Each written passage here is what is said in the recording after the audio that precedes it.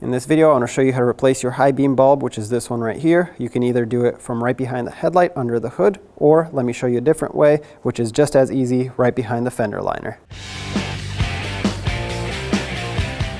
You can also easily do this through the fender liner. Just peel it back a little bit, and if you look closely, your outer bulb is your 9006 low beam, and the high beam is that one in there all the way in the back, which is a 9005 bulb. Sneak your hand back here, unplug it. There's a little clip that you have to pry out and down.